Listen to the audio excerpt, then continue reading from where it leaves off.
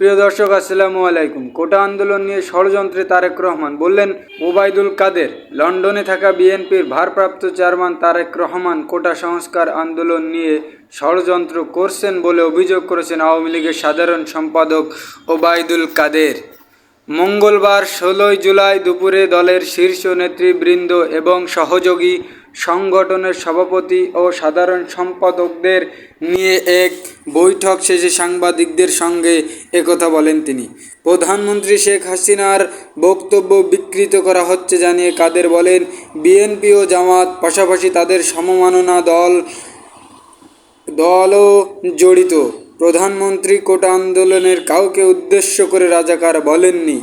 একটি বিশেষ মহল ষড়যন্ত্র করছে, গণতন্ত্রের বিরুদ্ধে ষড়যন্ত্র হচ্ছে, নির্বাচনী সরকারকে উৎখাত করতে দেশে বিদেশে ষড়যন্ত্র হচ্ছে, যোগ করেন আওয়ামী লীগের সাধারণ সম্পাদক। তিনি বলেন, তারেক রহমান একজন দণ্ডপ্রাপ্ত আসামি। তার দল নির্বাচনে হেরে যাওয়ার ভয়ে অংশ নেয়নি। আন্দোলনে বারবার ব্যর্থ হয়েছে বিএনপি। কোটা আন্দোলনের উপর ভর করে দলটি আন্দোলনের ফসল তুলতে চেয়েছিল।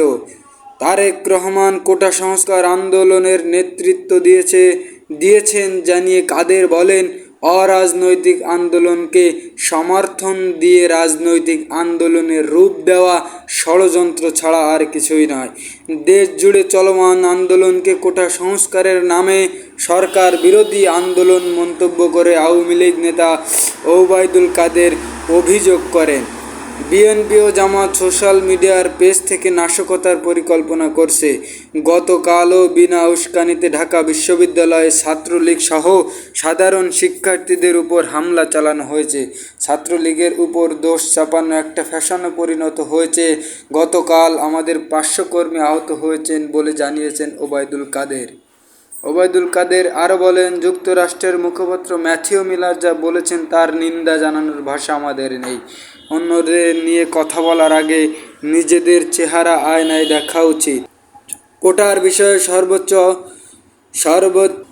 বিষয়ে সর্বোচ্চ আদালত ব্যতি রেখে যা বল প্রয়োগের কোনো সুযোগ নেই জানিয়ে তিনি বলেন, কোটা আন্দোলনের মধ্য দিয়ে যারা ক্ষমতায় দিবা স্বপ্ন দেখছেন, অচিরেই তাদের স্বপ্ন উড়ে যাবে। ওবায়দুল কাদের সাফ বলেন, মুক্তিযুদ্ধকে টার্গেট করে এমন আন্দোলন আমরা প্রতিহত করব। আন্দোলনের নামে জনদুর্ভোগ, মুক্তিযুদ্ধের অবমাননা সরকার কোনোভাবেই মেনে নেবে না।